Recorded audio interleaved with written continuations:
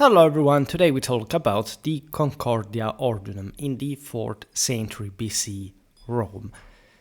Obviously it's not the first time that we discussed this topic, even when indirectly, given that we talked a lot about specifically the 4th century BC in Roman warfare, but consequently politics and even society. A couple of years ago I specifically made a series about the context of the Roman conquest of Italy. We never really made videos about this or that campaign, etc. We talked about the Battle of the Allia River.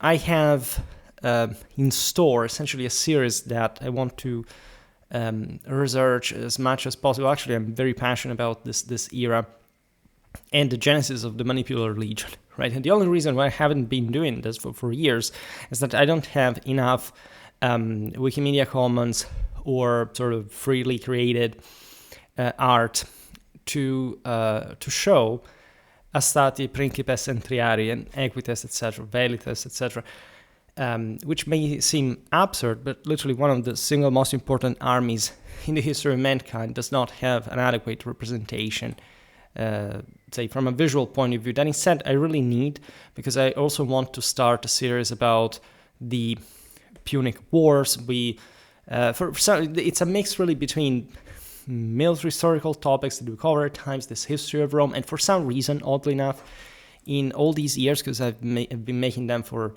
many years, we have practically nothing about the Punic Wars, or almost nothing. I made something about the Battle of Cape Economus. We talked about something also about the Spanish theater in the Second Punic War, etc., but we still have to get there. But the 4th century BC is such a seminal moment, given this sort of taking off of what, in hindsight, will become, in fact, the so-called Manipular Legion. Right? Everything starts from this fatal 4th century, for reasons that today we're going to partly investigate, for this just disclose, as this is also pretty notorious history if one is very much into at least the ABC of archaic Rome, and this the beginning fundamentally of the Republic. I say this because, as you know, the conventional scanning is somehow obsolete, right? It wasn't really like a republic starting in 509 and all this stuff. Mostly what you see in terms of Roman state building is something that fully takes off only starting from the 4th century BC, including the older, like the Camillian army, for that matter, as part of the Roman legionary effort, as we will see now with the Concordia ordinum coming from all estates. But for example, the greater Temple of Jupiter Optimus Maximus, the Servian walls, right? So the same Servian military reform, I made an entire video on that, is actually something that historically doesn't take off in the statal sense that we attributed, if not in the same 4th century, basically overlaps with the Camillian reform, right? Mostly the Servian reform is something that refers to the establishment of Rome as some sort of more neatly outlined urban center that, however, was largely dominated by the elites, did not really have that full scanning that we understand like in a city-state, fully fledged, like, I don't know, like in an Hellenic polis of the same period. So leaving that aside, and leaving partly aside also the Roman conquest of Italy, which is basically what triggered this, or better, is the consequence of this incredible change, and at times we explain also religiously speaking, because why did the Romans start doing this? It's not like Italy did not exist before. The political reality of, say, Latium, etc., would not offer for a further development. Of course, everything has its time, it requires maturity, but there is probably a decisional moment rather than some sort of strange precondition, right? Exogenous mechanism that triggered the endogenous one. It's mostly a will, right? The same sense of traditional wisdom and vision, which in fact really mean also from the Latin or the Germanic etymology alike, providential and thus divine, attribute of the leaders, which is exactly what we're looking at now, concerning the Concordia ordinum, the Concordia among the of the orders, between the orders. Now, achieving this harmony between the estates was not an easy mechanism. The Roman sagas, for how they were handed down and eventually written down by the 1st century BC, insist very much on the constant tensions existing within Rome. We explain how a thriving civilization cannot lack such kind of contrast between the upper and the lower estates, right? So everything developed in ways that are much more akin to a feudal context, if you really think about it, but that also developed statehood, which is also, as we've seen from medieval times, really how things worked at the end of the day in that context as well. Naturally, this one instead is very different. We're looking like at essentially a continental, tribal reality marked by an important degree of egalitarianism as far as wealth distribution is concerned, but also in the minds of these peoples, of course, rigidly organized into a hierarchical system where the patricians had probably like the imperium just by, and I still have to make that video about properly the metaphysical difference between the patres and the plebeians. Essentially, the former were thought to have had ancestors who had managed to gain their place in heaven through self-sacrifice in holy combat, whereas the others were just a sort of mirror, something that could at most be revitalized, transfigured by the leaders. And this is in fact what basically happens in Rome, that at the end of the day was always an oligarchy, right?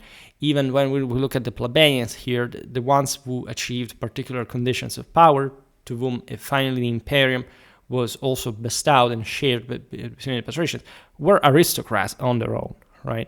And it's not just like not interpreting history in a classist way, but also, for example, we've seen it very much in the videos about the Italian communes in the Middle Ages, is in fact not much a matter of estates contrast, but also some important clanic horizontal divides that very much occur in the same Roman sagas of this period. Naturally, you know that essentially anything before the 70s, the 80s of the 3rd century BC in Roman history is something between history and mythology by some degree, which doesn't mean that it didn't happen, because otherwise it would have been just mythology in that regard.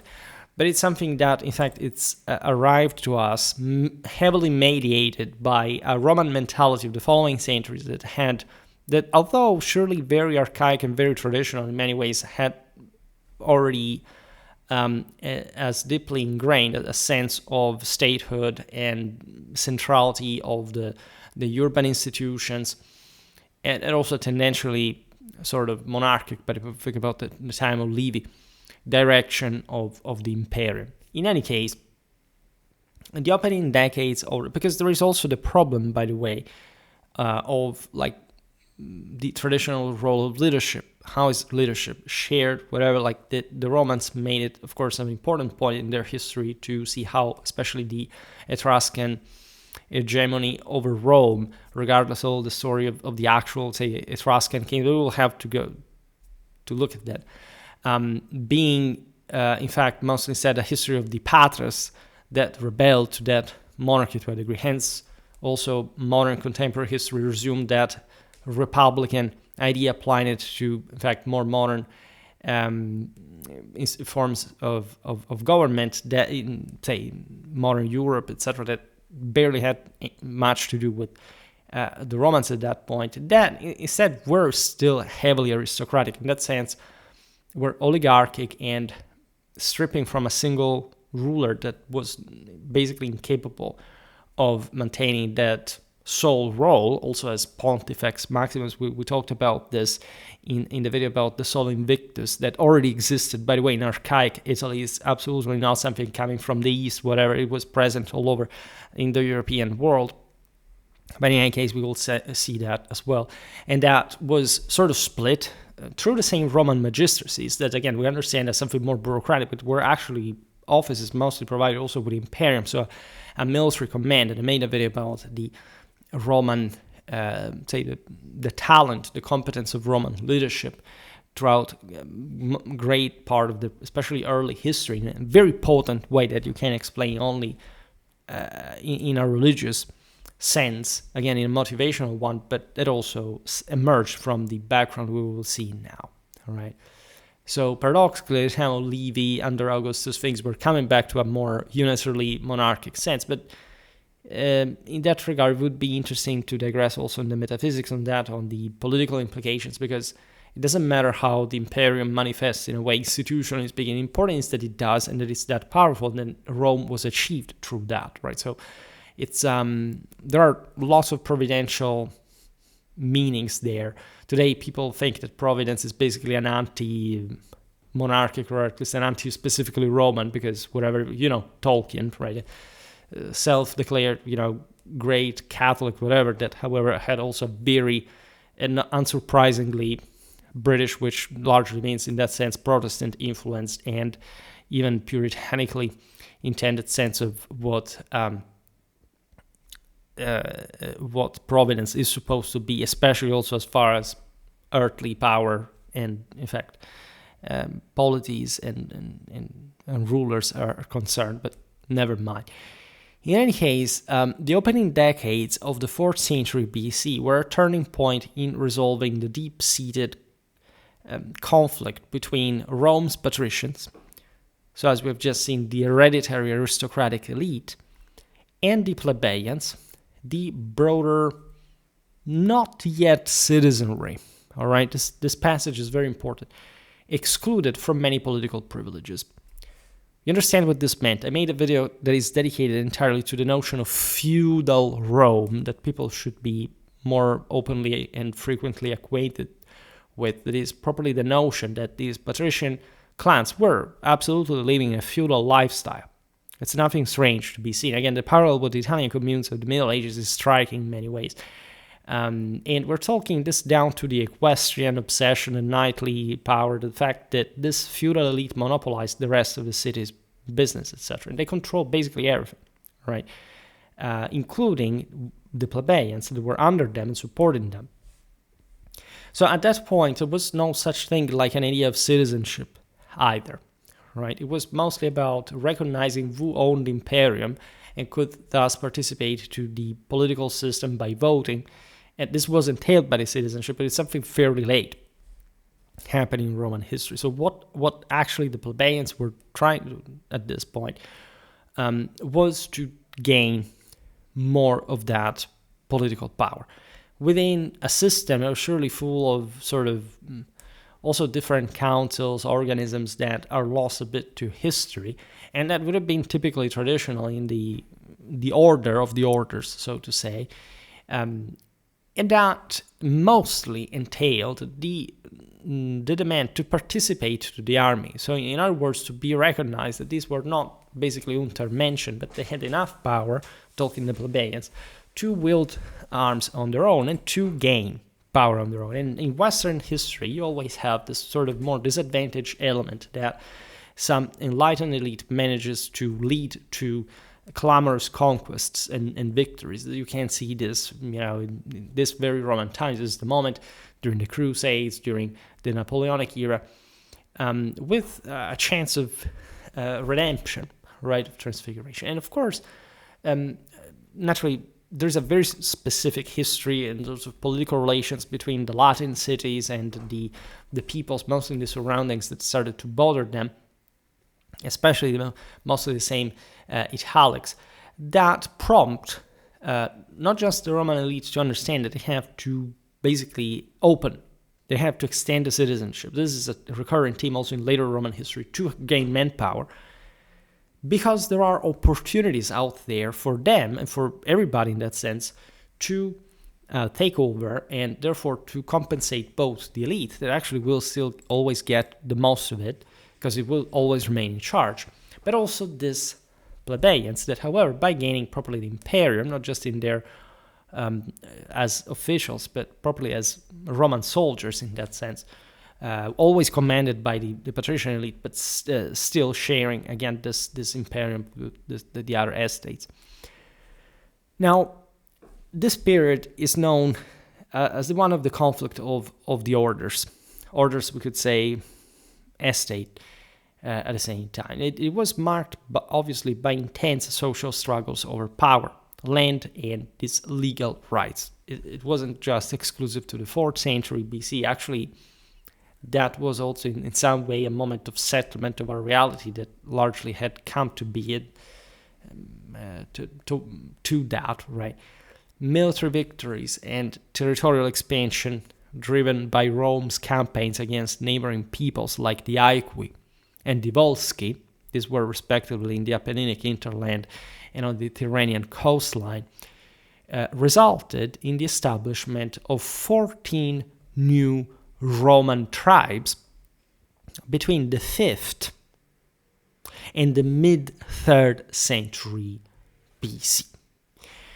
This is particularly crucial because it gives you properly a dimension of the expansion of the Roman ager. And so literally the land where Romans were coming to live, right? Strip also from the enemy ones. Once defeated, gave part of their surrounding district. And so essentially their agricultural resources to the Romans had settled there and expanded, all right? So the Aequi in the mountains, opening the paths to the more, some southeastern direction, towards some of the more warlike Oscan. These were pretty tough. Other Italic tribes, the Volsci, again reinforcing, especially with Antium, as we'll see now, a Roman expansion on the sea. Have a little series incoming dedicated exactly to this, right? Both the prehistory of Italian maritime activity. By prehistory, we literally mean it as, as the Germans were prehistorical at this time, literally before we actually have a history of their own and before the Romans. And in fact, the attempted maritime naval warfare history of the Italic peoples before the Roman conquest, because the Romans at some point did, by conquering these peoples, obscured a bit their previous history, right? It's not much a scam. This is literally given the antiquity of the history itself, and admittedly, the Italics were not exactly sailors, right? As, in part the Greeks, especially the Phoenicians, were. But we also see a lot of Italic warriors across the Mediterranean. We know that Italy had, it's just in the mid of the sea. So basically, considering all that manpower, agricultural resources, we're pretty certain that Rome did not expand into a vacuum, navally speaking. And the Romans themselves, before the First Punic War, would not really be very much inclined to take the sea. Also because naval warfare at large had its own technical limits and also high costs, by the way. But also when they did, they actually were able to take out the Carthaginians, just like that. So there is an enormous history that unfortunately we cannot fully know, because we mostly are looking really at ancient times for a region that, doesn't matter how important already, was relatively underdocumented and or known just from mostly an Eastern Mediterranean, so an Hellenic perspective. Because not even, in fact, the Magna Graecia, the same Italiotes or Siciliotes, so the same Greeks of say, the Central Mediterranean, were so interested, say, in the Samnites, in the Lucanians, and so on. But we will look at those guys. I actually made a video about their equipment, like the evolution of the heavy javelin, development of the heavy javelin in the Romano-Italic world, because at that point they were also going fairly in tandem, especially as far as arms and armor were concerned. Now, the aforementioned expansion with the new Roman tribes, it literally meant new people.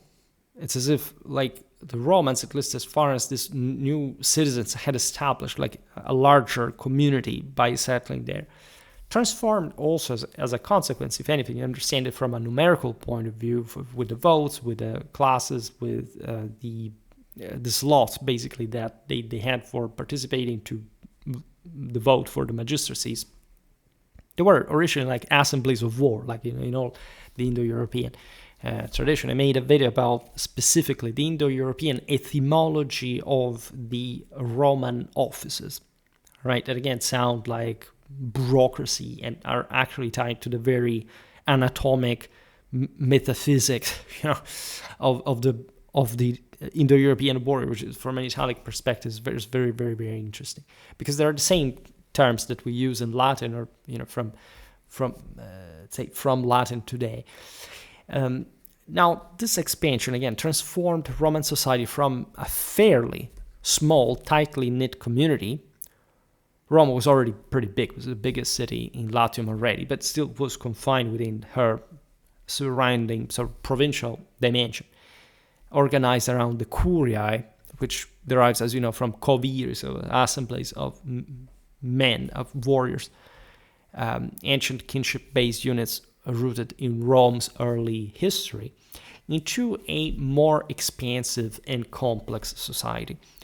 The new territorial tribes, based on geographic rather than familiar affiliations, reflected Rome's growing territorial ambitions and facilitated the integration of conquered populations as well, because they were literally dominated by these newcomers. And again, at least in this reality, you understand it, were basically the same people. Just politically speaking, Rome was the hegemonic city-states and the surrounding, even if they were not Latin. Again, there were mostly these Oscans coming from the Apennines that were a bit wilder, but let's be honest, let's think about the Capuans, the Samnites of Campania. I mean, they were pretty advanced as well. Some of them, especially these guys closer to the sea.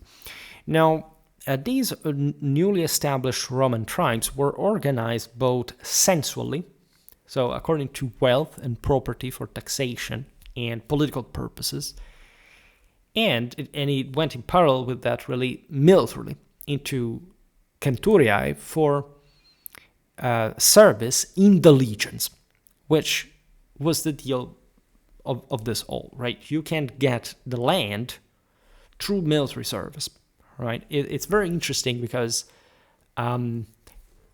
we tend to have the story like when you talk especially about the Marian reforms, the crisis of the 2nd century BC, and etc., as if Rome had always been, you just contribute to your own to say you can't belong, you will belong just politically to certain classes on the basis of what kind of wealth you have, and so what kind of equipment you can have, on the basis of land, because otherwise you would have not really had that wealth itself. So, by the Marian reform, the system had deteriorated so much that the average person didn't really have much but his children, hence the proletari, right? And so the fact that Marius abolished the classes of census in order to enlist everybody in resolving, a large problem of manpower that really Rome never really had. It was mostly a political problem, as you understand. Paradoxically, in this time, say the 4th or 5th century BC, certain Roman plebeians didn't really have much, right, land on their own to begin with. And so participating instead now to the political assemblies meant that they had acquired new land by fighting under the guidance of the patricians, and so being finally able to provide for their own equipment. Naturally, it's also a bit more complicated because, as we will see now, and as it is notorious actually, the Romans, since the siege of Veii, basically begin to pay, the Roman state probably begins to pay for the soldiers' equipment, or at least a compensation for the expenses, as Veii is not, it's today's still within the Roman urban area, administratively speaking, but say was fairly far, and it entailed that it could not be reached just simply in a day, and so the state had to somehow organize better things in a more central direction. So also the notion that the Romans at some point would have simply gone out to war with the wife, given the piece of cheese to the husband, that had built or bought his own his own scutum imperium. It's not really ever been a thing. But there is a swing where basically through this, especially this phase of expansion, the average Roman citizen would have been able to actually provide to an important part of the cost of maintenance of his own equipment. That was something that he had really seized through a desperate struggle for for civic rights, to be part of that military enterprise to begin with, right? And so obviously the underlying reason that we have explained to all this, like that underpinned like the patrician conservatism, and so initial refusal to extend these rights, was the fact, of course, the patricians wanted, as the mob, to control everything, right? So they preferred, a bit like the later patricians in, say, the early empire, not to extend these rights, not to have to share them with others. But in that sense, Rome would have remained small and barely significant compared to what we really have seen historically. Instead, this expansion shows not just that was the way to go, and that there was a lot that the plebs already counted in terms of actual power, but that there was a political agreement, in fact, the Concordia ordinum, that was really a broader vision, a broader acceptance of the fact that the Romans at large were stronger united, right? In a very strongly corporative metaphor that did not, by any stretch of the imagination, eliminate the difference between the estates. Actually, again, the top ones always controlled the entire system plus one, so they had the full control. But that also allowed for essentially more manpower to be injected in the army, and through that to enrich Rome, also to the degree that sort of a Roman middle estate would have been able to further prosper and consolidate a Roman background. It's there we can appreciate sort of the civic and republican ideal that mostly the Romans, from an oligarchic perspective, still maintained against especially a closed system, and monarchy would have maybe oligarchically nearly similar to a monarchy would have sort of tried to avoid. But this is also a bit of a stretch. Of course, this was happening very far away times from the later ones. So despite this broadening of the civic structure, by the way, we're not even just properly discussing this yet. I mean, there are all some passages, some hints from which we understand how this happened. The political system remained, as we just said, heavily skewed in favor of the elite. In the 4th century BC, the 18th centuries of knights, the equites, who were wealthy citizens, to say the least, able to afford war horses for, in fact, military purpose, combined with the 80 centuries of the first class, as it would really remain, composed the wealthiest landowners, dominated voting in the centuriate assembly that, by the way, was literally the one that, as we've seen, made up on the basis of which the army itself was based. So even from, say, a strategical point of view, these were the people who dictated how war was actually waged, all right? And so that remain in full control of this. This is very important to stress. And it's not like at some point these councils that we already explained already existed, right? So there is not really a specific moment from which the system changes from a way to another. In fact, it doesn't, as you understand, even technically change that much, especially in terms of leadership. But it was a relentless struggle and cooperation and antagonism and competition between the various estates that ended up, however, to strengthen the solidity of Rome and this mutual interdependence. This assembly that the centuriate one structured to favor wealth ensured that these 98 centuries held a majority. So as we've seen, basically the equites plus the first class, right? So literally the richest citizens, we can say at this point, marginalizing thus by sheer mass the 95, so 3 less centuries of the lower classes, who, in fact, despite their numbers, it was pretty consistent and actually larger because they were composed by more people, right? Lacked political influence due to the weighted voting system. The Roman electoral system there is only apparently complicated, but to stress again the lordly, equestrian, aristocratic nature of this whole. Of course, there were some saintries that represented sort of larger groups that, however, were poorer, right? So we're talking about very few people actually ruling over the others, but because they were actually better, because they were patricians, because they were really in charge. They had always been. They belonged to the nobility. They truly were the best of their own society, which in fact was not just, again, a matter of privilege, right? This came together with an immense responsibility. The actual leadership of the system. In fact, the patricians' growing need to share the burdens of financial and military administration, driven by Rome's increasing territorial commitments, had already opened itself opportunities for plebeians to access significant roles. Right? So we shouldn't simply see this in democratic, which did not exist in Rome, or even republicanistic sense, like the poor people that simply fought for their freedom and oblige the evil, spoiled people to have a representative. That's not quite the case. It was the same enlightenment of the patricians that made them understand that if they were already leaders of plebeians, all right, the plebeians were already within their own clienteles. So these were just mini armies, right? Think about the Fabii, exterminated the Cremera. We were talking about, again, feudal Rome, a sort of mobster Rome, where like an entire clan could have his own private war with from Rome as a single group within it against an entire city, like Fidena in that case.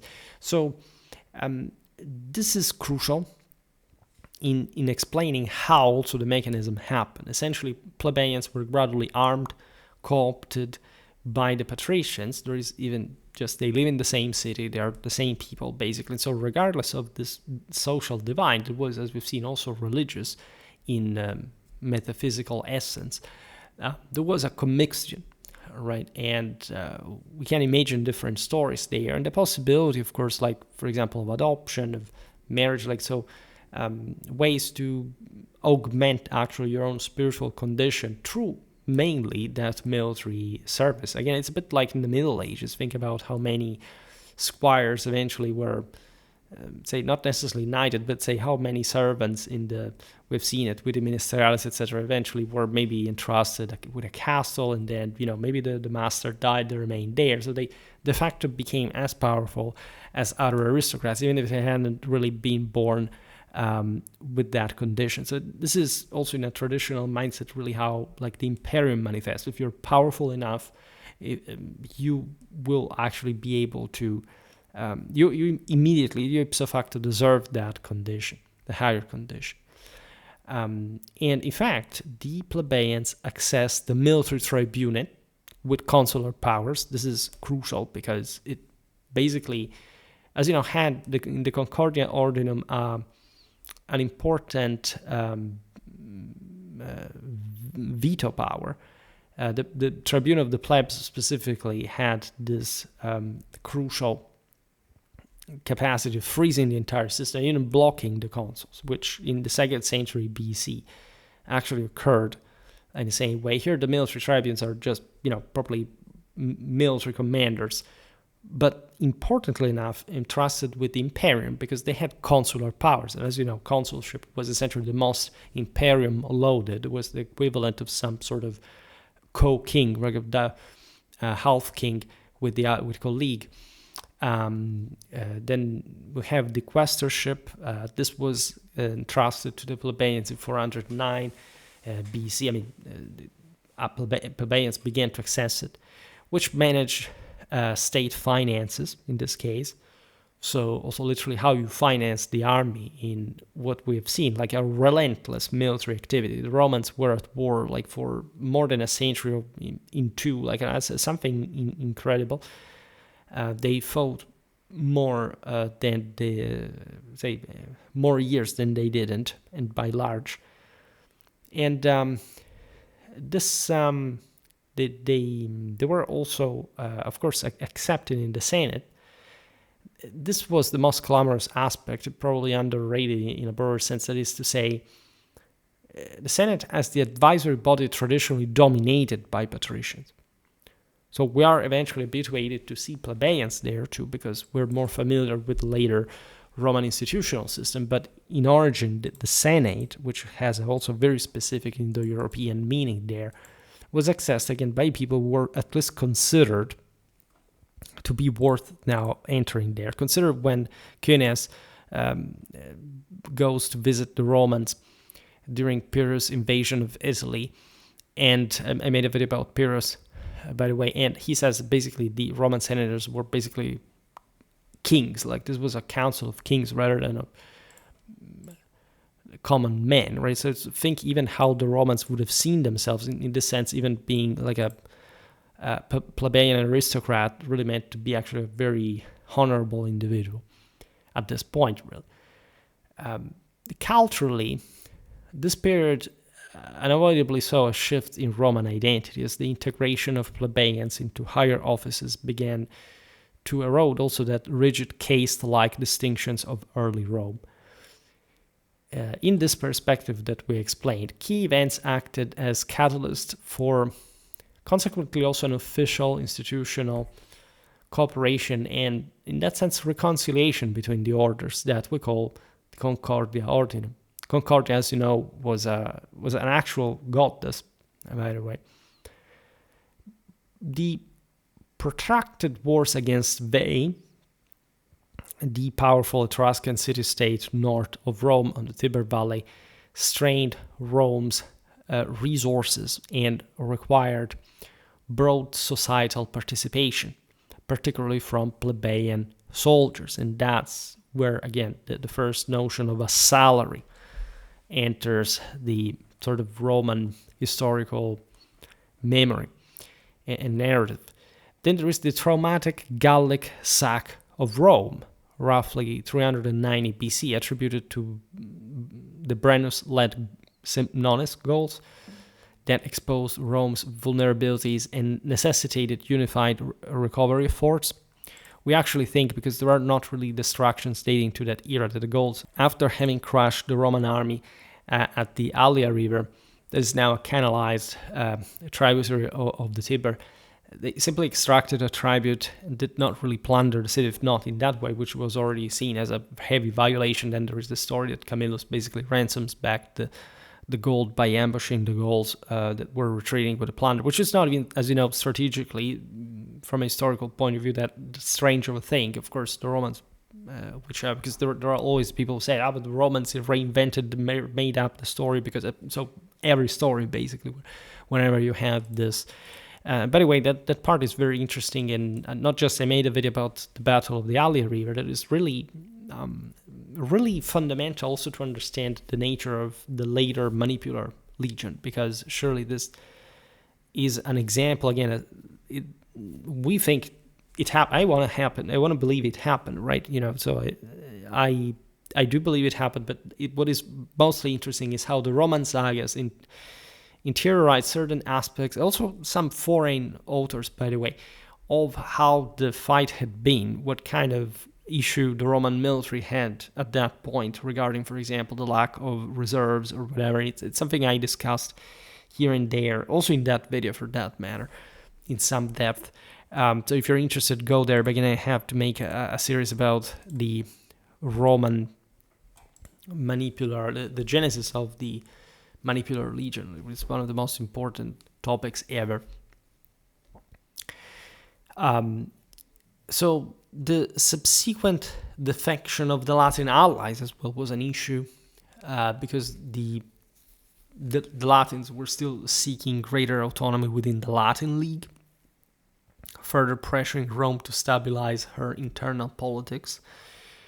So the Metus Hostilis, and that was a further gluing factor. Again, it's not like the patricians or the plebeians liked each other very much, but they were also, as you understand, working at their own benefit, considering the common enemies that really had outside of the city gates, that were definitely not small. I made a video, by the way, about the early enemies of Rome as well, if you're interested in that, and seeing how they also shaped Roman military culture in many ways. as the city rebuilt her walls, because again the Servian walls are actually dated to that point, and because of course there would have been other, and we'll talk about this, there were other circles of course before, but of course the Servian walls is something that you can still partly see. And as you know, it's huge, right? It's a monumental task symbolizing resilience, but also and especially a political recompaction, the affirmation of a state that could really manage those resources in a more rational way, and in doing so, even in fueling the Roman military in its literal start of world conquest at that point, would not stop for centuries, for half of a millennium or more. And so that's actually insane. Like, what kind of religious, moral, cultural suggestions were occurring within Roman politics and society at this very point in their history. There was a restoration or construction of political spaces. I talked about this in some video in parallel, mostly with the military expansion, but not only. Again, there was probably an ideologically foundational moment. That's why we call Furius Camillus like the second founder of Rome. There is always something between the lines that you have to read regarding this, again, half history, half mythology, that is actually quite spot on. We see this rebuilding, this renovation encompassing the same forum. So the very center of Roman public activity. Fundamental issues were addressed through 3 plebiscites that remain sort of famous in Roman history, proposed by the tribunes of the plebs, right? So promoting the instances of their estate, Gaius Licinius Stolo and Lucius Sextius Lateranus. We are in 376 BC. Again, this is more like we know about. It's like Furius Camillus, for example. Some people say, but he never existed. But if you actually look at the sequence, at the recurrence of the name, how old the actual sources telling us about this year by year actually are, etc., you realize that this is almost real, there is a problem actually in the fact that we can't fully reconstruct it because there are some gaps in between, but what we see is actually very real history, documentarily speaking. So there is always this sort of weird skepticism, and history is not really made to be actually skeptical. It actually teaches you to believe because everything matches the dynamic, right? What really strikes you is, aside from the way history could have been seen, again, intertwined with religion, with the absolute, we will see now the importance of the law, etc.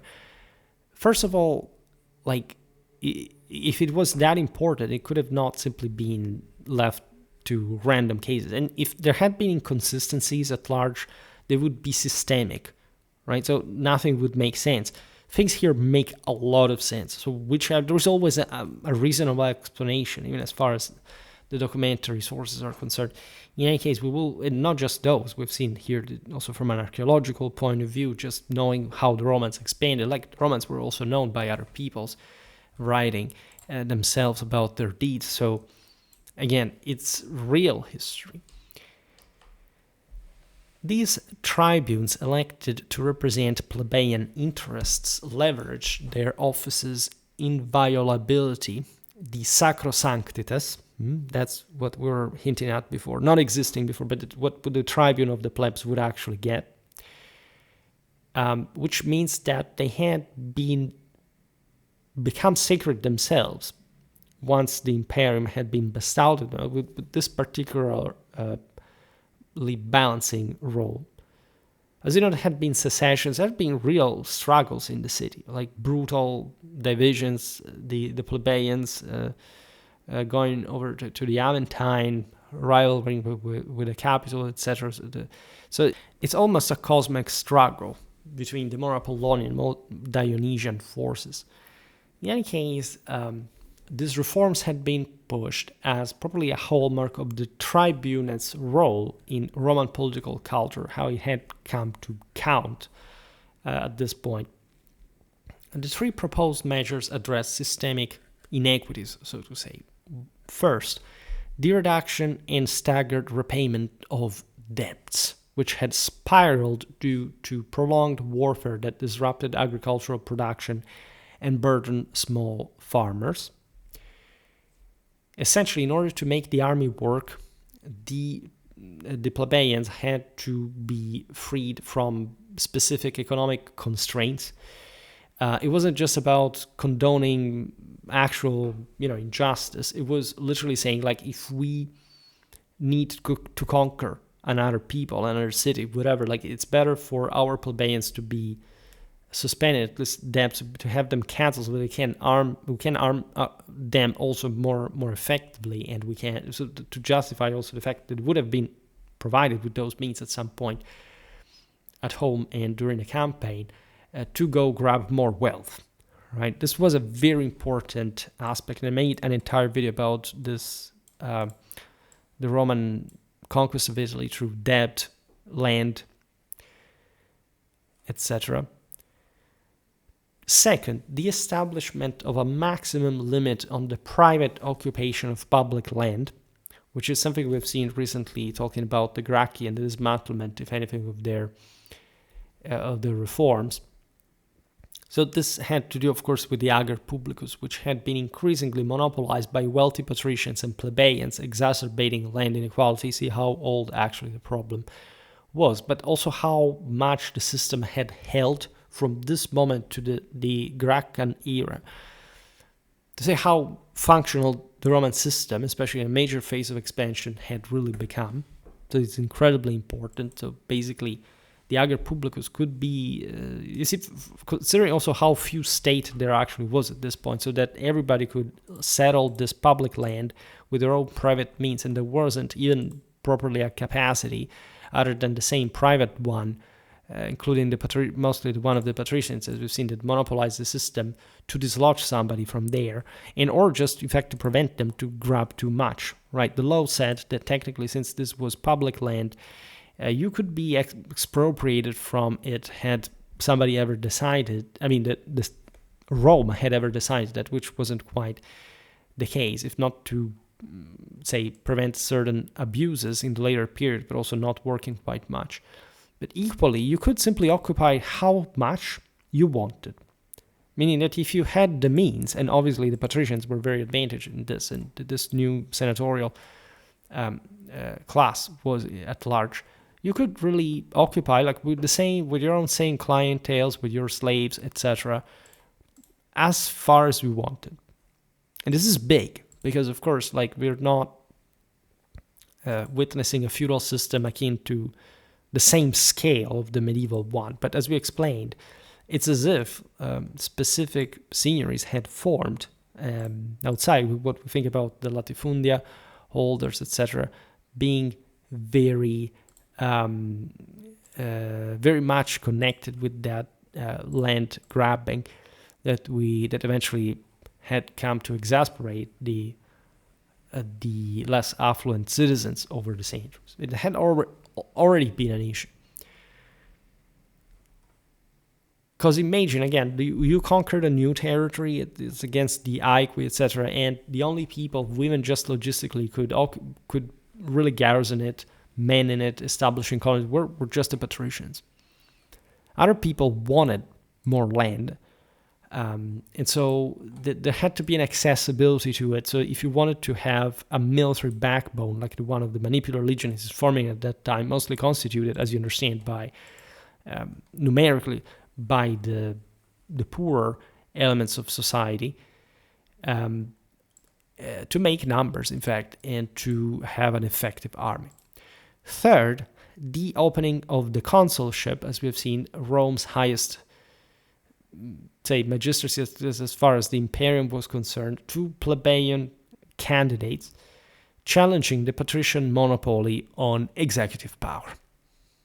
Right? So the notion is that, of course, the consuls came to be one patrician, one plebeian, so that it could ensure the Concordia ordinum also at a command level. And again, these plebeians were incredibly rich and powerful, right? They aren't the shoemaker from the Subura, as I like to say. Now, these issues were deeply rooted in the Roman political and social system. As we explained before, everything had come into being. Also, for, like, if you had studied, I don't know, like we don't know too much, but if you had looked at another Latin city, right, or even the rougher Italic opulence, you would have actually witnessed, basically with all the distinctions, the same dynamics. All right. Rome was by now, again, the biggest city. We will talk about that urban expansion in another video for this early era. But what was important there was damped land access. And it's not like the plebeians, by the way, got everything they wanted. These issues were perennial sources of plebeian discontent.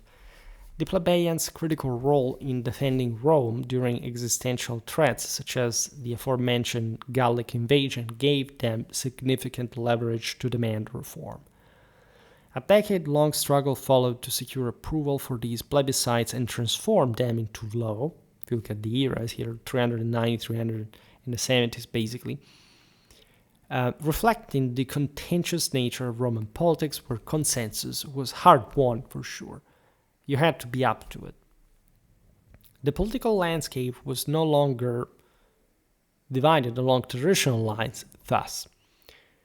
At least there had been an important shift in the balance of power, in the, at least the way forces were distributed and properly employed, also outside the city.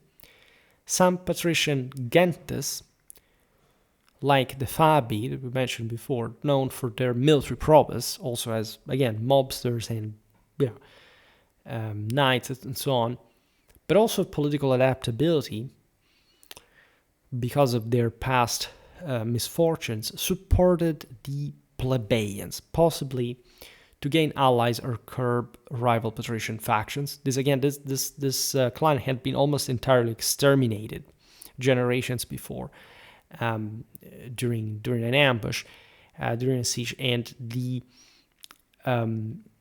this had brought them to say, okay, how do we survive amidst the same patrician clans if we don't gain more sympathy of the plebs? Well, this makes a lot of sense. Conversely, some tribunes of the plebs aligned with conservative patricians, using their veto to block the plebeian assembly from voting on Licinius and Sextius' proposals, for example, highlighting the complex interplay of personal and factional interests in Roman politics. Of course, some plebeians were essentially bought by the patricians, and or just, again, in exchange of something, the increase of their status, such, as we see, such magistracies and all the power that came through them. In response, Licinius and Sextius, because famously enough, these reforms were known as the leges Liciniae et Sextiae, employed their veto power to paralyze electoral assemblies for years as well, preventing magistrate elections and creating a political crisis at some point. So you understand that it wasn't such a simple Concordia ordinum. There was so much at stake, and it was, again, an ever more impulsive and even dangerous system that, however, flowed fairly well because both sides came to an agreement. In 368 BC, the veteran Marcus Furius Camillus, a revered figure celebrated for his role in defending Veii, and not only, was appointed dictator, but opposed the tribune's demands and resigned amid a deadlock. Publius Manlius Capitolinus, appointed dictator for the next 6 months, sought to de-escalate tensions by naming the plebeian Gaius Licinius Calvus as master of the horse. This was a symbolic gesture of inclusion, given that, as you understand, the equestrian knightly ethos belonged largely to the patricians and or to the equites in a still oligarchic sense. The plebeians had not been that powerful. In 300, so we're talking magister equitum, really, and that meant the command of the same cavalry, right? And again, the system was, it was not just consul, it was something subordinated, but it really elevating a plebeian to that role was a huge deal.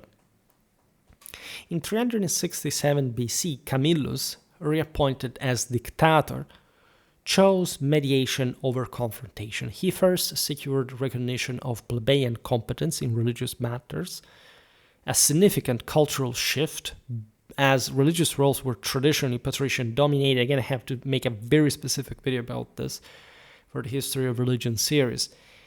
So it had all been tied to Rome's sacred identity, to the point that a plebeian had been tied out because of the lack of divine ancestors, essentially, which is traditionally not even fully true, but within Rome had conventionally come to be a drawing line, at least that the plebeian gentes were not recognized having that power. At this point, they are, right?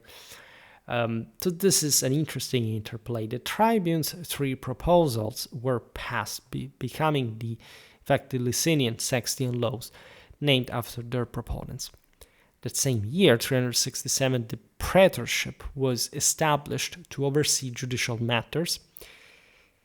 This was a mixed, essentially legal and still military. Like the praetor had a military role as well, because it was just to open the path of the army went before the commander praetor, so he who goes before, right? And the censorship became an independent magistracy tasked with essentially maintaining the census, overseeing public morals. This was important to regulate the actual, in fact, morals, and so to check if, that this fit like the general cultural temper. It's interesting to observe that this faculty had been previously handled by consuls or military tribunes with consular powers, meaning the consul, even and especially as a military leader, was to maintain the census himself and oversee over public morals. This tells you how the plenitude of the consulship, and together with the pontificate, how high it was properly in the Roman spiritual ladder. The curule aediles, responsible for public works and festivals, were also elected for the first time, reflecting Rome's growing administrative complexity. To symbolize the reconciliation of the orders, Camillus oversaw the construction of the Temple of Concordia herself at the base of the Capitoline Hill, a cultural and religious monument celebrating unity and divine favor, exactly the Concordia ordinum, the ordinance of Rome, right? So a power that was just moving at this point the first steps in a revindication of universal rule, as well as redemption and transfiguration of the same people through this corporative consolidation. Resistance to the rise of new families, of course, persisted. This was, as we've seen, present even within the same plebeian world. There was constant competition and deeply sort of ingrained, sort of granular swing, like in the political allegiances and the cultural projections. This was seen in the plebiscite of Gaius Poetelius, in 358. He banned electoral campaigning, effectively limiting political opportunities to members of well-known gentes whose reputations were already established. This measure reinforced the oligarchic tendencies of Roman politics, where name recognition and client networks, the clientellae, were critical for electoral success. If anything, the establishment was reinforced by the Concordia ordinum rather than sort of, diluting it in some ways. In contrast, a plebiscite in 346 prohibited holding the same magistracy within 10 years, aiming to prevent the concentration of power among a few gentes or individuals, as had occurred with figures like Camillus in prior decades. In that case, we're talking really a hero of Rome, like a quasi-divine figure. Eventually was understood that naturally not everybody could have the same power, this was inherent. Again, you couldn't really mismatch by the fact that by itself that the Romans could regulate the system. Like there was a sense, it was an overarching logic inherent to Rome herself that prevented those who were not fit to, in fact, cover offices that would have also not been well administrated, right? But despite such obstacles, the integration of the orders initiated in 367 gained unstoppable momentum. Plebeians accessed, in fact, the dictatorship in 356, the censorship in 351, the praetorship in 326, and priestly offices, gradually dismantling patrician exclusivity. These advancements reflected a broader cultural shift toward a more inclusive civic identity, though still limited to the elite, which is always the same. No, only if you were worth it, or if you actually had power, if you were actually superior, if you actually had a higher quality, you could rule and would rule, because this wouldn't happen through simple mandates or voting, right? This was about a very muscular display of power within the same Rome and by the same clienteles that these various senators would be able to mobilize.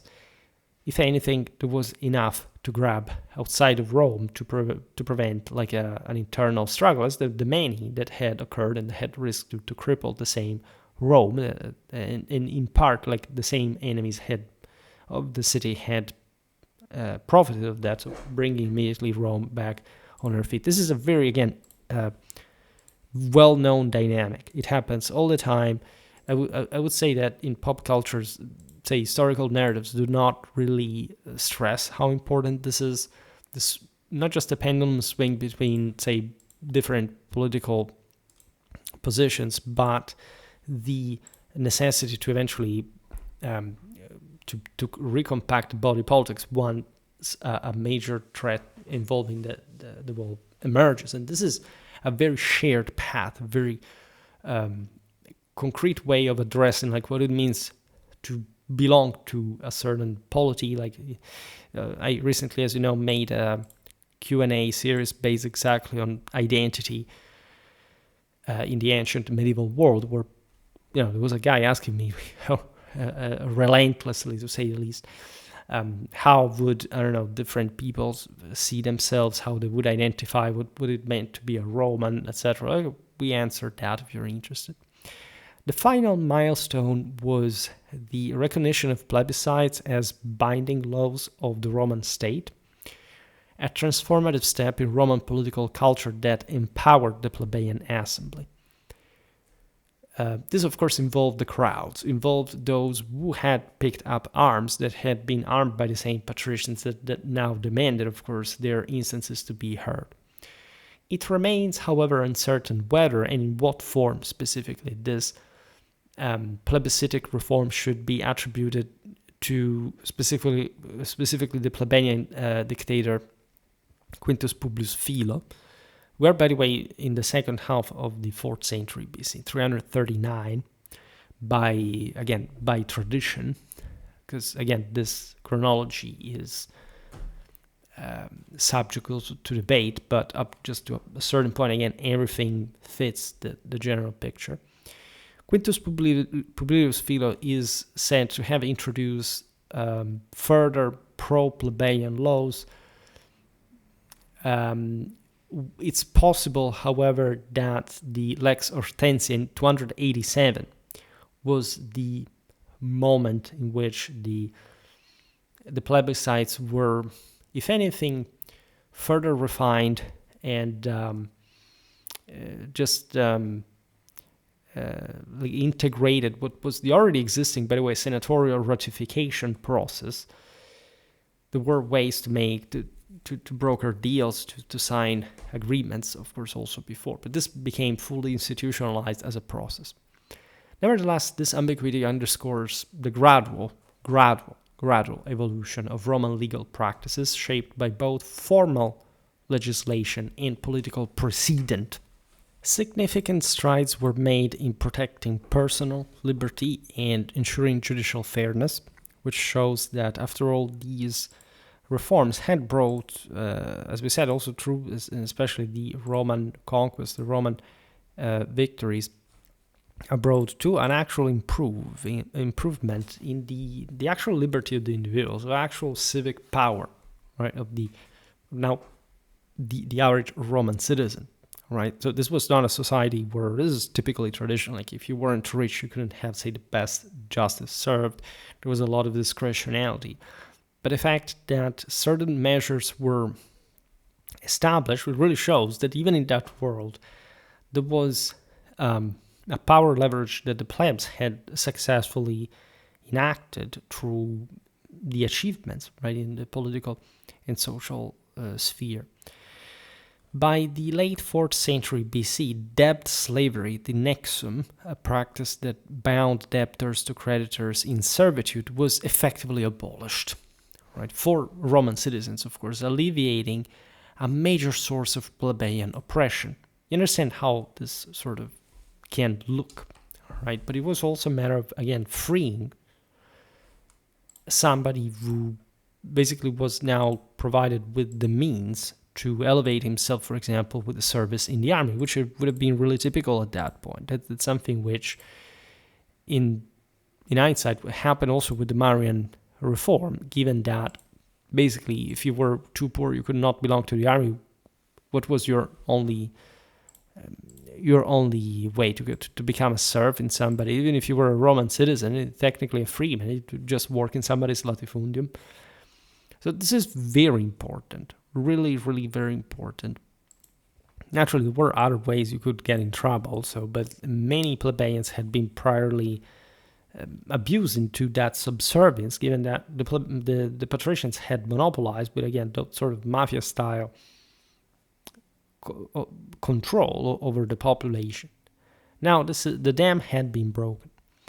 A Lex Valeria of 300 BC reaffirmed the right of citizens, possibly rooted in the earlier centuries and cited in the 12 Tables. We'll have to talk about that important document, right, of archaic Rome, to appeal to the people, right? It was known as the provocatio ad populum, against a magistrate's death sentence, and to receive a public trial in the comitia, reinforcing Rome's commitment to legal protections and civic participation. In other words, if you had been condemned to death by a magistrate, there could be essentially an appeal that was to be voted in the resolution of the issue by a popular assembly, right? So it was a way, again, to also save, again, in a traditional perspective, nobody would have really cared just about a simple criminal. In tradition, if you are saved through these proceedings, it's because you are an important person after all. The people loves you in some way, and this is a quality that essentially the res publica recognizes at an institutional level, right? And it's a sense of getting away with, again, that laws really are binding, as we'll see now, the entire community, but a bit like you still find in Beowulf, it's sort of like the idea that destiny is something that the hero can break in some ways, and that if there is an actual quality, you can be the maker of the same law, is actually a very, very important process. It's like the thuke originally, like it is intended as fate eventually in the Hellenic world, and that in the ancient Indo-European Dorian sense, the thuke was actually the rule of law of the hero, of the actual ruler of the land. Because just like providence, the eye of Ra, molding the world at your own image rather than being under a law. This is incredibly important, especially in a traditional world where people are under a law anyway. Like, people are not technically free. They're liberi, right, in the Latin sense, exactly because there is a degree of freedom that you can exercise. And if you manage to break free to sort of to the binding, that's something that actually is very positive, right? Not always, because Roman discipline, think about Decius putting to death his own very good son, knight, hero, etc., because of the ultimate, especially in war, martial law, and strategic necessity in that sense. The Romans were capable of enormous sacrifices. But if you manage to get away with that, this is something very present also in the Germanic law. There are some examples we could make also for the early Middle Ages. You were somehow, like, say, by the same institutions that, let's remember it, as with any government, exist only because of the decisive moral support of the people, meaning that if the people does not support the government and institutions, this do not exist. So people who complain about these all the time should actually ask themselves how much they suck to be so irrelevant not to change really anything with that, and why those institutions exist in the first place. But it's very difficult for lesser people, and especially fourth estaters, to see that. This is, again, an important aspect, because mass can make really an important effect, especially in the city streets. However, still up to a certain point. The same Romans understood the importance of hierarchy, of authority, in this, like, patrician authority was not undermined in the fundamentals. By the way, access to magistracies remained out of reach for most plebeians. Remember that, right? Let's not categorize simply the Romans between patricians and plebeians. There are universes in between, let's say, in between the same, especially the plebeians. Plebeian, or you have the knights as well, but more importantly, most people did not have any power. Anybody could say, like, could confer you, like, magistracies at Similia. As in contemporary Hellenic city-states, Roman public offices were, by the way, unpaid. There wasn't such like a big state at all, right? Magistrates faced substantial expenses, particularly for electoral campaigns and public duties like funding festivals. Even consuls at some point received money from the aerarium, but they could and would compensate also for private resources, also because of all the latifundia that they had. And remember, these were the guys who ran the system to begin with, so they would have always contributed to that, just like in later times the Roman warlords of the 1st century BC. Consequently, only the wealthiest could afford political careers. And this wealth derived from a very prestigious background that had been etched into the Roman morals, right, and historical merit of the relative gentes in particular. References to plebeian access to magistracies primarily denote the rise of prominent plebeian families, often already linked to patricians through privileged ties. And after the Lex Canuleia of the mid-5th century BC, through intermarriage as well. We said it before. It was yet another very important avenue. There were very rich plebeians at this point, as we've seen. Some impoverished patricians would have made that marriage, and you see it in all eras working in the same way. The higher estates marrying, especially into the 3rd, right? This law, which legalized marriage between patricians and plebeians, facilitated social mobility and blurred class distinctions among at least the elite, because only the elite could aspire to have such interest in connecting. Because again, the accumulated power and wealth was already so big that, in spite of the Roman skyrocketing in terms of territorial expansion, were not really fully altered, at least as we've seen. The senators would remain only in charge, and so even this intermarriage happens at a very elevated level. There is, in fact, the affirmation of a new establishment, the patrician plebeian nobilitas, right? A select aristocracy of consuls, praetors, and their descendants that would consolidate, in fact, in the following centuries, especially. They would be very neatly outlined until the bloodbath of Cannae. This nobilitas, defined by office holding and lineage, dominated Roman governance. In a sense, also beyond that, right? Until the republic's collapse, shaping a political culture that valued ancestral prestige, the mos maiorum, and public service. And it was capable also of informing the entire establishment, also the newcomers into that.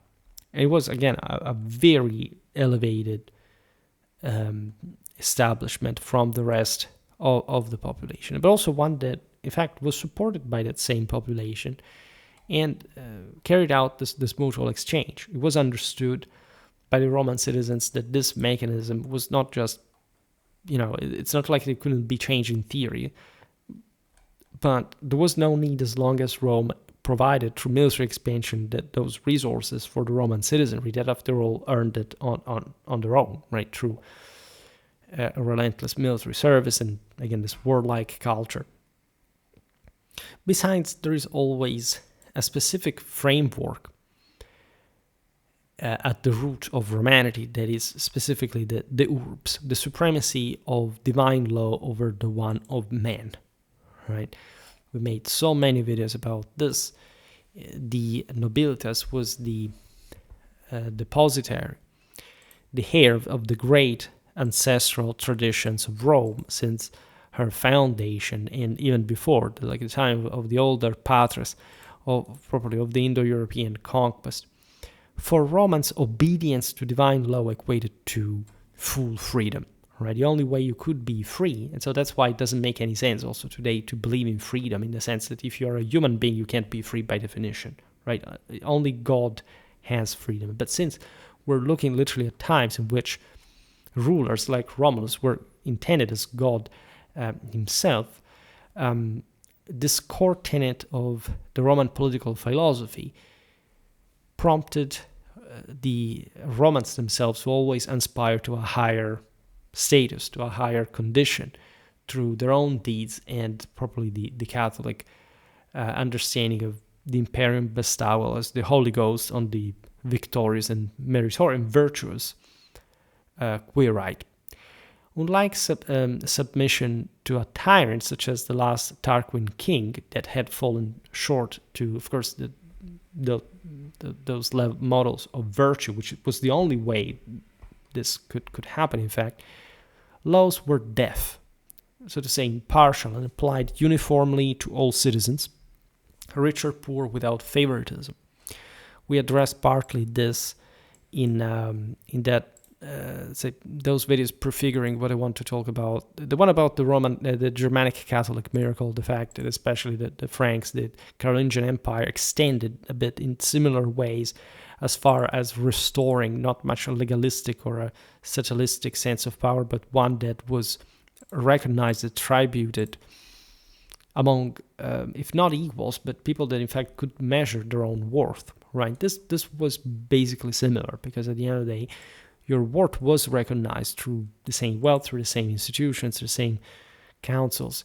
And if you emerged with a particular power, as we've seen, you could even earn your own liberty in particular situations. And in general, what mattered was that you belonged to what Rome had done by transfiguring you even as a lowly plebeian into a freeman provided with imperium, and so the right and the right, really the privilege and duty of military service, that was through transfiguration in holy combat the highest right that you could ever get in as far as your own improvement, because you could really test yourself in battle and see how high you could arrive.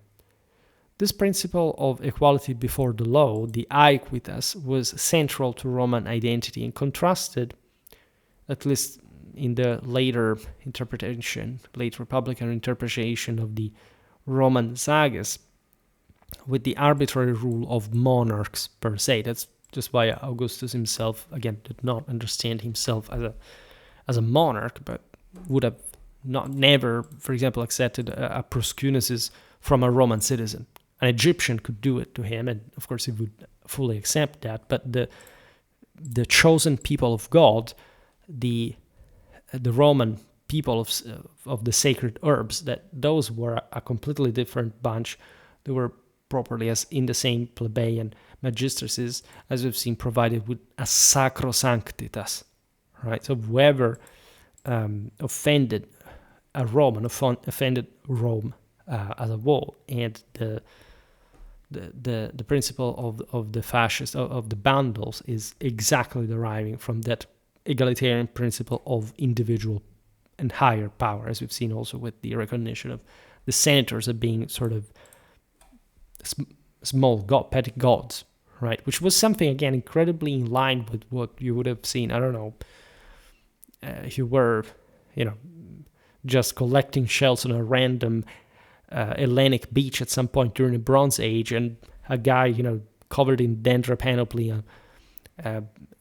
disembarked from his Pentagon and say would look like a demigod at least to you. So it was actually a very continuously notorious principle that was in fact extremely traditional in the same Roman identity and one of most people's at the time.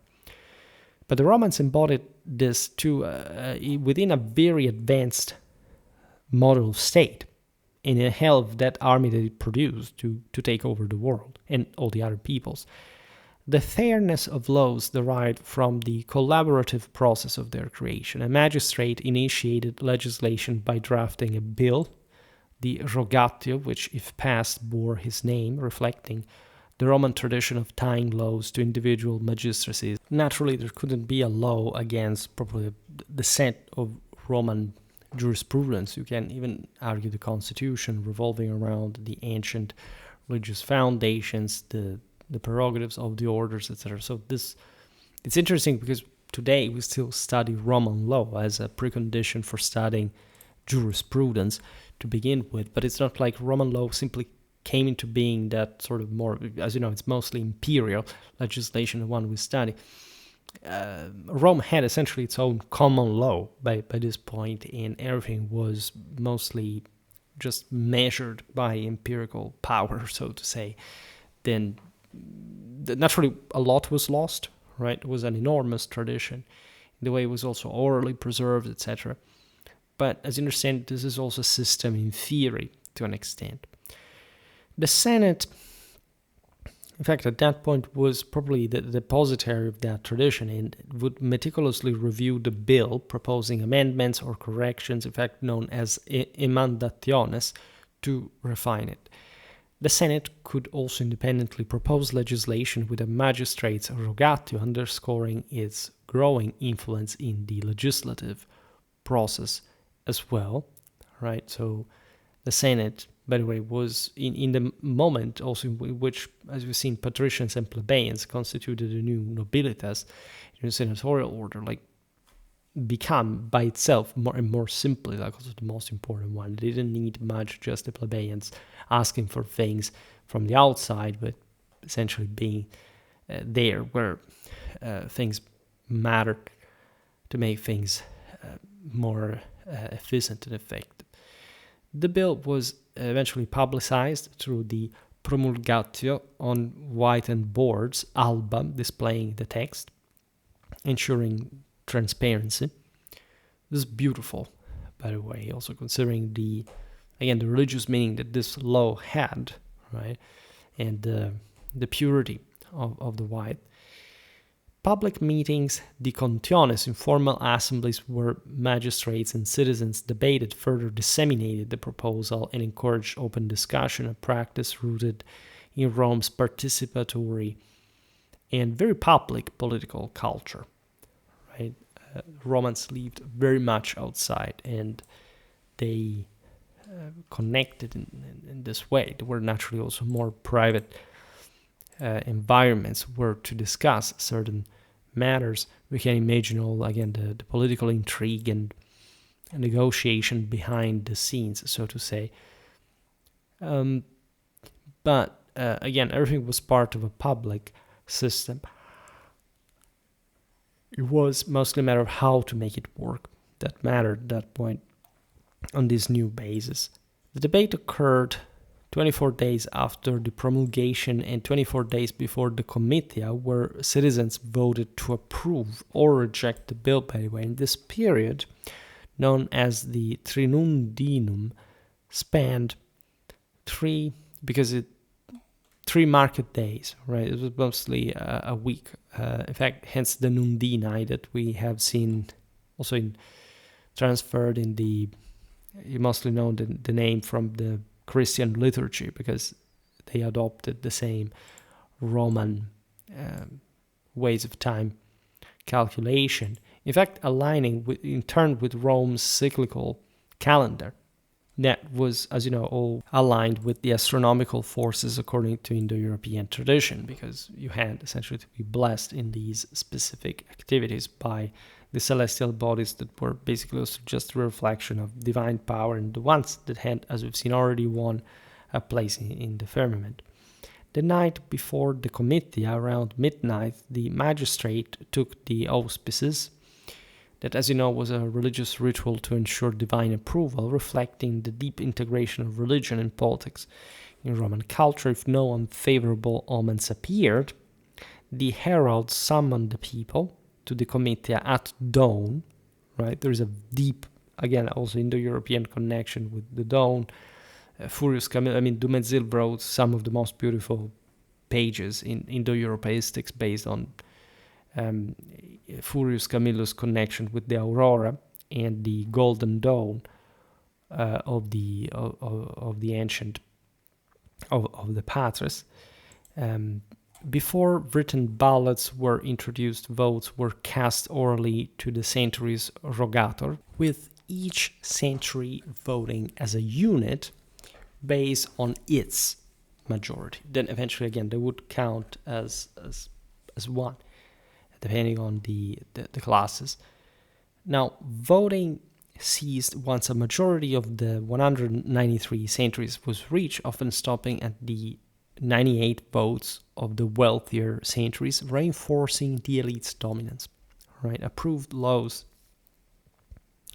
took effect immediately without formal publication, though significant laws were inscribed on bronze tablets and displayed in public spaces such as the Forum as enduring symbols of Roman governance. Consider that bronze was attached with, as you know, the specific divine value, a degradation from gold, but one that was in fact understood as probably having a deeper meaning that merely, again, scripta manent verba volant, the Latins said.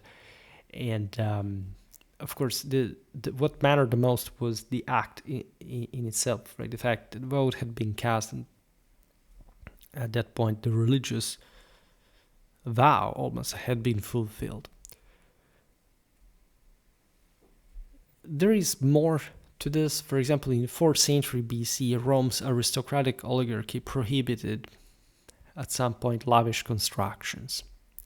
We've seen there had been a moment in which, especially the public authority affirms itself with ever more imposing infrastructures, but it was understood for moral reasons that certain sumptuary laws had to mitigate this dynamic. We're not talking just about private buildings, but also religious ones, which technically is not really a distinction because, as we've seen also as far as the public was handled, mostly it was always about private people's money that certain buildings, statues were erected, etc. In fact, what was the problem? It was not much the possible lack of regulations as far as the public relations, probably the relation with Rome with particular deities as far as temples are concerned, but mostly the excessive elevation of an individual status that could somehow undermine the establishment and could be therefore hurting the civil order in the same Concordia ordinum, which was actually also a very concrete phenomenon. As we've seen, the establishment rules. So again, the people were fine with this, and while there were attempts to rise to power in sort of less regulated ways, etc., there was an effective system to check it. Naturally, there was always a cultural emphasis on collective achievement over personal aggrandizement in Rome. But it's also true that sometimes the dynamic could be inverted, especially in the case of those very successful individuals that at some point will manage to overthrow the republic. in the same way. There had been a fight over this. Again, the same patricians mostly had been the ones who wanted to have a more tendentially hegemonic control of the situation, even though they had sort of shared power from a long time without possibility of simply one clan prevailing over the other. But it was from that direction, right, from that mentality that, in fact, the difference between the public and the private was still more blurred, all right? And it's difficult to tell because at some point from a lower estate, indeed, you would have seen mostly that vertical divide, all right? But when you were at the top, also as a plebeian, things would change a little, and so it was mostly about who's elevating himself above the others. What kind of threat as an establishment do we have? A new form of prestige also emerged: honorary status, which became a powerful tool for political propaganda. Imagery, political, religious, military alike, had always been a thing in Romanity, in the Italic world, and the ancient world in general. For example, votive deposits were filled notoriously with human figurines, miniature versions of larger statues dedicated as ex votus in tilp precincts, but also just as we explained this as the geniuses of the, in fact, of the gentes. And so the notion that one element of the one soul of the dead would, regardless of the fate of the others, pertain to the more chthonic, genetic, in fact, and telluric, and so very plebeian in a sense as well, because at least the plebeians had that. They didn't have this reaching heaven through the rest of the soul, but still being very connected to, in fact, this telluric cult that was intended. This was present all over, like the same Indo-European world had always been about this, right? That there isn't such a thing like an Apollonian order without a Dionysian one, or Uranian without a telluric, right?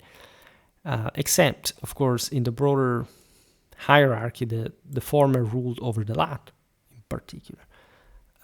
So statues in some ways were an effort even to surpass that, to have such an enormous display of power that should have contained the same spirit of the dead. And in certain cases could have also been believed to have actually made it into heaven for that matter. This could easily come also from the patrician side of the story. Romans offered gifts to these forces to propitiate them. In fact, mostly in the plebeian world, in more of a superstitious way, but in the patrician one, in a more ritual sense that I described, given the virile element of, in fact, sacrifice administration in the Roman world that was deeply connected, in fact, with command, with, as we were saying before, and the idea that the patrician could change, the hero could change the same law, but would have also to administrate the rituals to replicate that cosmic harmony through the same, if also properly endowed with the same imperium from God in order to achieve that. It's a very complex vision, and when you intertwine that with political thinking, it's really it acquires all a different color, because you realize that these people lived exclusively for achieving that higher power. That's why also Rome was so strong, because it had found a system to contain this immense set of powers, right? For the 3 ambassadors killed at Fidenae in the north of Rome, statues approximately 90 centimeters tall were erected at public expense to atone for the crime, blending religious expiation with public commemoration.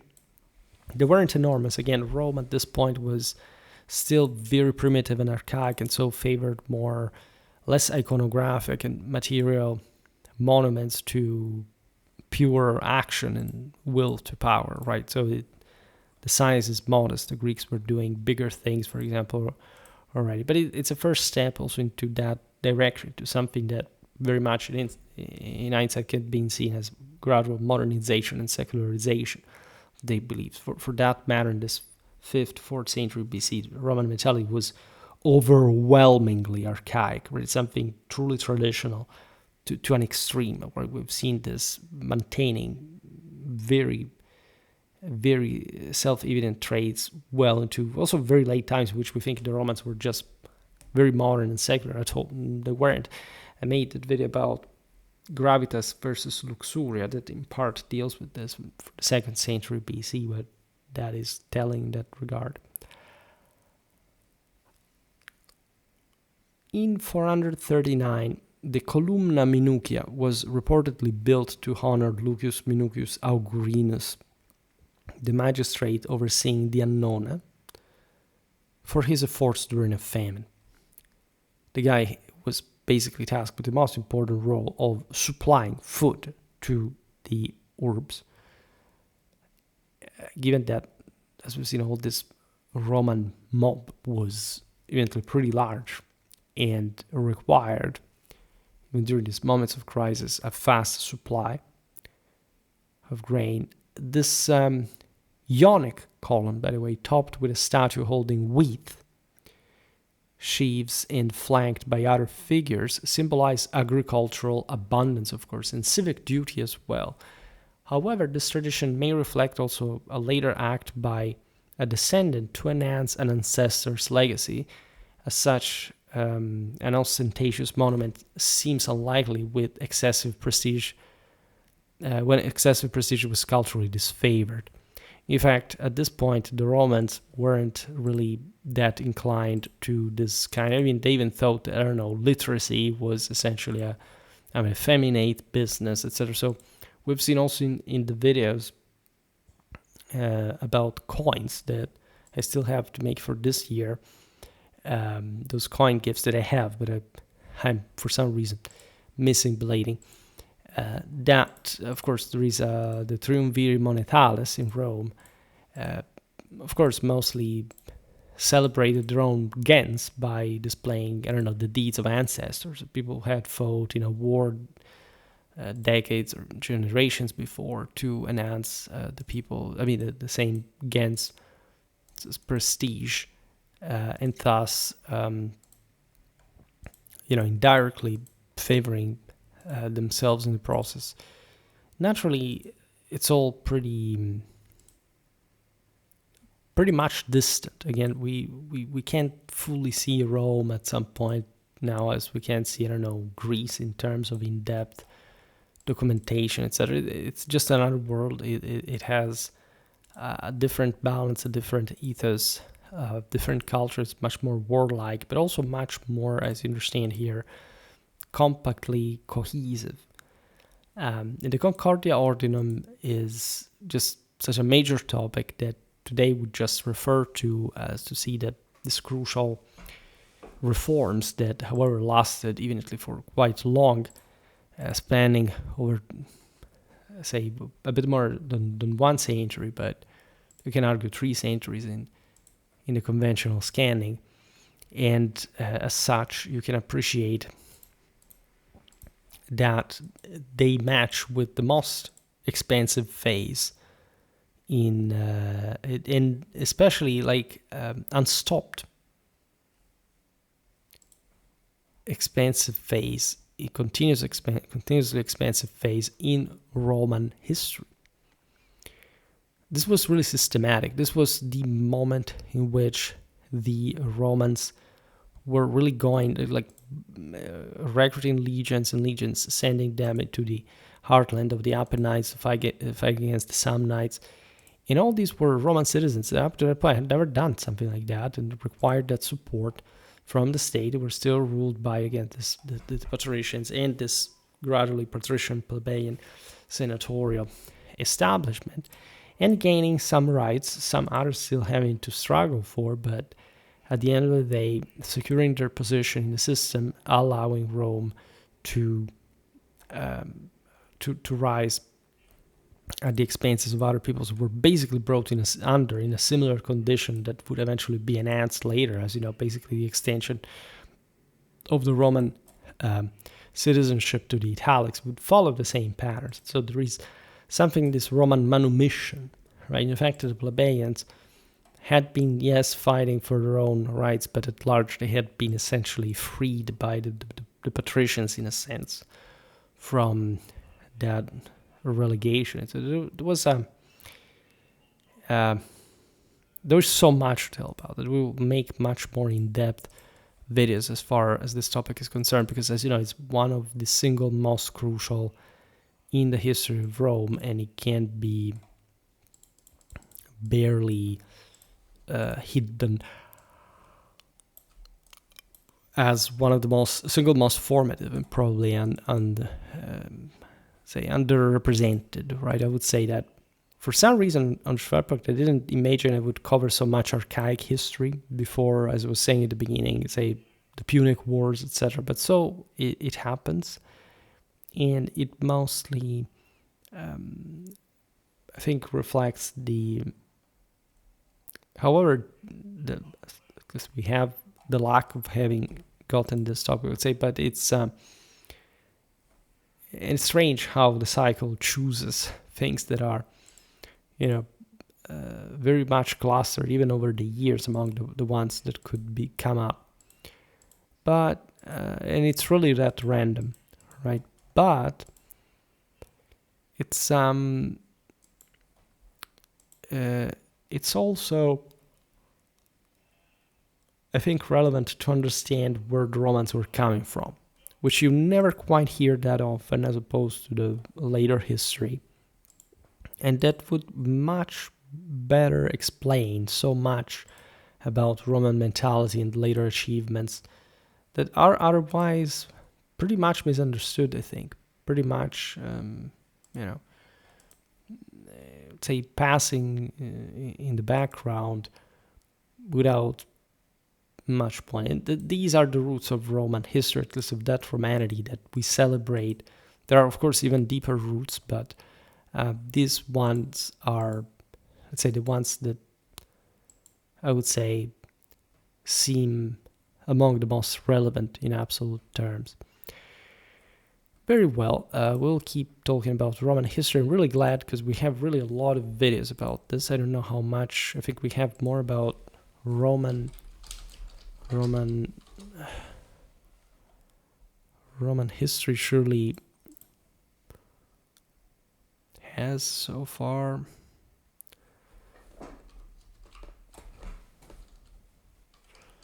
Probably 300 or something Roman history. Or maybe not, by the way. 200 only, yes. And I think 219, is it 220? I think we have 121 about the military. We have actually a pretty consistent amount of Roman history content also, aside from the strictly military side of the story, which is interesting because I actually have a lot about the military side of the story, right? So sometimes it is difficult to tell Roman history well because it's so big at the end of the day that it really makes you think regarding the overall meaning and how much of this enormous story we fully grasp in continuity. But exactly what I was saying before, like talking about this relatively less portrayed, let's put it in this way, times on YouTube, for example, I think we can, let's say, has anybody talked about the Concordia ordinum? Probably. Yes, I see one result in the key. Not really. There isn't nothing about the Concordia ordinum. There's just some references to Cicero that naturally talks about it, but it's just not about that. I will be, again, every time I search if somebody has made a topic or uses a certain expression, there is none of this. As a matter of fact, this is really terrifying in a way, but anyway. Very well. I'm, however, glad, of course, to have discussed this with you. We will come back on the topic for sure For today, however, I stop it here. Just hope that you enjoyed this video. If you did, please share it. Otherwise, leave a like or subscribe to my channel if you're interested in my upcoming content. As always, I thank you heartily for listening to me. I wish you a nice time and see you next time. Bye.